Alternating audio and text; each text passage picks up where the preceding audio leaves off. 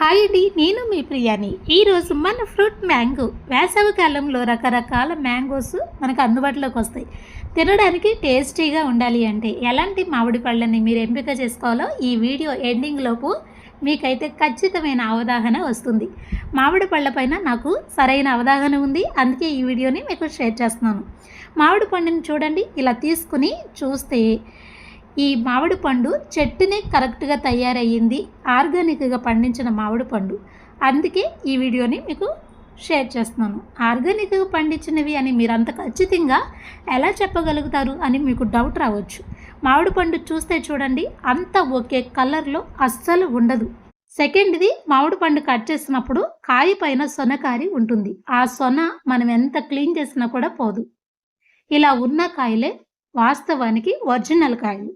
మనం మార్కెట్లోకి ఫ్రూట్స్ కొనడానికి వెళ్ళినప్పుడు ఎక్కడ కూడా మచ్చలు లేకుండా మామిడి పళ్ళు నున్నగా మంచి కలర్లో కనిపిస్తాయి, కానీ లోపల టేస్ట్ అనిపించవు. ఒరిజినల్ పళ్ళని, అందులోనూ చెరుకు రసాలని ఎలా గుర్తించాలో మీకు ఇక్కడ కొన్ని టిప్స్ అయితే నేను చెప్తున్నా చూడండి. మామిడి పళ్ళు చూస్తున్నప్పుడు ఇలా హెల్దీగా ఉండాలి. కలర్ని బట్టి మీరు డిసైడ్ అవ్వద్దు. మామిడి పండు పైన ఇలా ముడతలు వచ్చి ఉండాలి. ఇలా ఉన్న కాయ చాలా టేస్ట్ అనిపిస్తుంది, స్వీట్నెస్ కూడా ఎక్కువ అనిపిస్తుంది, జ్యూసీగా చాలా బాగుంటుంది.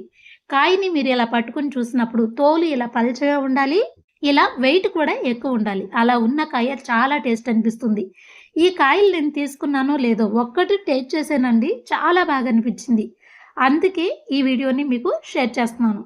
ఇవి నేను డైరెక్ట్‌గా మామిడి పళ్ళు కొనడానికి అని వెళ్ళలేదండి. కింద ఆనియన్స్ వచ్చాయి. ఆనియన్స్ తీసుకుందాం కదా అని వెళితే ఒక పెద్దాయన మోటార్ సైకిల్ పైన ఇవి తీసుకొచ్చి ఒక చెట్టు కింద పెట్టి అలా కూర్చున్నారు. ఇవి సెట్ చేసిన విధానం నాకు చాలా బాగా అనిపించింది.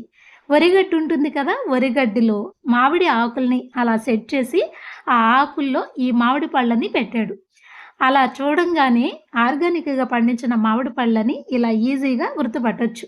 అంటే ఇలా పండించిన మామిడి పళ్ళకి కొన్ని టిప్స్ ఉంటాయి. నేను చెప్పాను కదా, మామిడి పండు పైన సొనకారి ఉండాలి, అక్కడక్కడ ఇలా మచ్చలుండాలి, కాయ మొత్తం ఒకే రకంగా అసలు పండదు.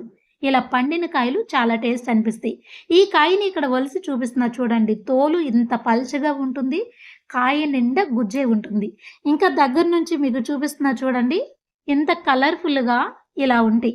ఒలిసిన కాయని మీకు చూపిస్తాను. పైన ఎంత కలర్ ఉందో లోపల కూడా అంతే కలరుతో ఈ కాయలుంటాయి. టేస్ట్ చాలా బాగా అనిపిస్తాయి. చూడండి ఎంత బాగుంది కదా, జ్యూసీగా తిన్నప్పుడు ఉందండి దీని టేస్టు. మరలా ఏడాది వచ్చేంత వరకు మర్చిపోము.